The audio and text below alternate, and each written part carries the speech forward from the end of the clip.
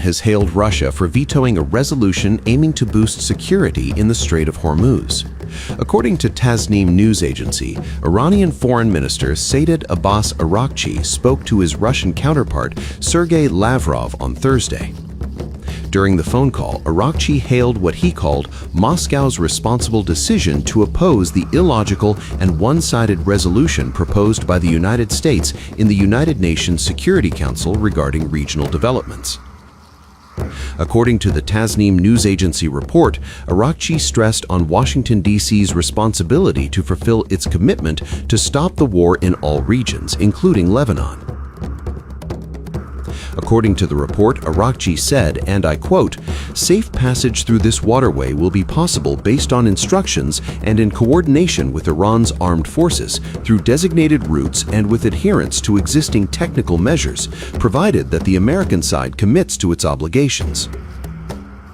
The Russian foreign minister hailed the pause in attacks on Iran while emphasizing Moscow's support for the efforts to end the war and restore lasting stability and security across the entire region. Russia and China on Tuesday vetoed a UN Security Council resolution aimed at reopening the Strait of Hormuz that had been repeatedly watered down in hopes those two countries would abstain. The Russian Federation voted against the draft resolution that was presented by Bahrain, Jordan, Qatar, Kuwait, the United Arab Emirates, and Saudi Arabia. This particular resolution addressed the critical situation in the Strait of Hormuz and its surrounding waters. The position of our country regarding the current crisis in the Middle East is principled, consistent, and objective in nature. We condemn the aggression of the United States and Israel against Iran. We respectfully uphold the sovereignty and territorial integrity of all nations in the region, both the Islamic Republic of Iran and other states of the Persian Gulf. This time, however, Bahraini partners and their like-minded colleagues went significantly further, presenting a fundamentally flawed and dangerous approach to the situation in the region. In essence, almost every paragraph of the project they put forward was replete with unbalanced, incorrect, and confrontational elements. I will only highlight the key aspects. In the first paragraph of the preamble and in the sixth paragraph of the operative section, Iran's actions were presented as the sole cause of the so-called destabilizing actions and regional tensions. Regarding the true reasons for the current crisis in the Middle East, the unlawful strikes by the United States and Israel on Iranian territory, not a single word was mentioned. We consider unacceptable strikes against their peaceful citizens and civilian infrastructure. Russia has undertaken and continues to undertake significant efforts, including at the highest diplomatic level, to bring an end to such actions. We are striving for the swift establishment of lasting peace in the Persian Gulf region and across the Middle East. However, the Russian Federation was unable to support a text that would create a dangerous precedent for international law, for international maritime law. The Gulf states' representatives who presented this draft resolution fully understand their serious concerns, are committed to properly addressing the issue, and constructively participated in the consultations. Under the current circumstances, this draft resolution should clearly identify the root causes of this conflict, seek the correct solutions for these issues and for maritime safety, and strive to promote dialogue, reconciliation and lasting peace. Unfortunately, the draft resolution failed to fully and in a balanced way reflect the true origins and the complete picture of the conflict. Matters concerning unilateral condemnation, the application of pressure, the designation of something as a threat to international peace and security, and armed escorts can be very easily distorted or even abused. If passed, it would send an extremely erroneous signal, leading to profoundly serious consequences. The Security Council has recent lessons from Libya, the Red Sea, and other issues. It must not repeat the same mistakes. It must never repeat them.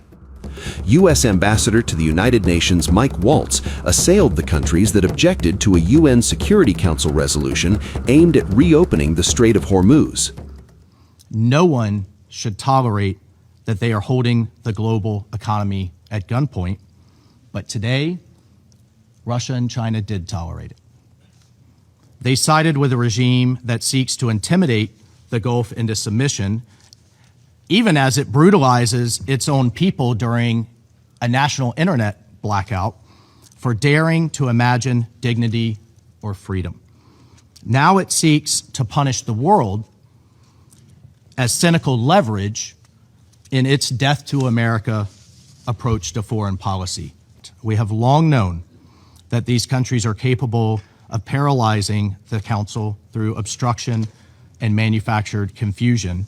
Today's veto marks a new low, and it shows just how frightening a safer, more secure, more united Middle East can be.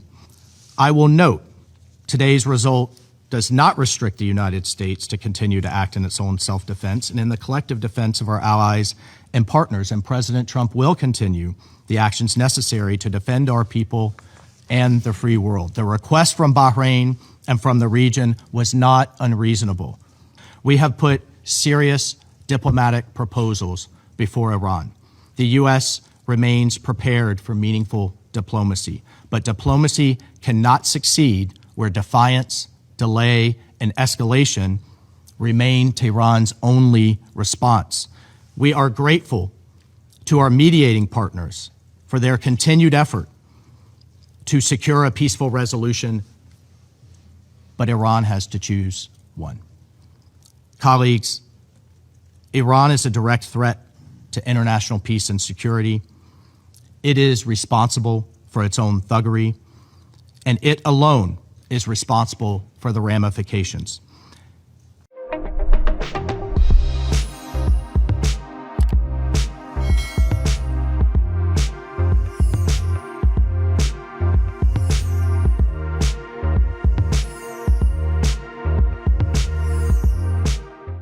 News never stops. The world keeps turning, and every turn tells a story. Wars, elections, geopolitics, Davids versus Goliaths. While everyone is celebrating the US-China trade talk, Trump has been quietly doing something else across Asia. These were once home to the ancient Silk Road connecting east and west. But who's connecting the dots? Who's decoding the global storm? Welcome to Times of India videos. You're watching a special edition of Global Pulse with me, Neha Khanna. בהנחיה שלי ושל שר הביטחון ישראל כץ. Durante este año, We decode the shifting grains of geopolitics to you. From Washington to Wuhan. Доволені домовленості і сьогодні підписуються. Everything, everywhere, all at once. Just 2 years ago, Canada was one of the most popular countries for Indian students. From Davos to Delhi, we track the decisions that move markets, shift policies, and shape the future. No jargon, no bias, just clear, credible, global journalism. Because understanding the world doesn't have to be complicated, it just has to be smart, and that's what we do best. At Times of India videos, we don't just tell stories, we build perspective. We connect the dots between what's global and what's personal, what's happening out there, and what it means for you. It's fast, it's fearless, it's making sense of the changing world order. Times of India videos. Because your worldview is just a tap away.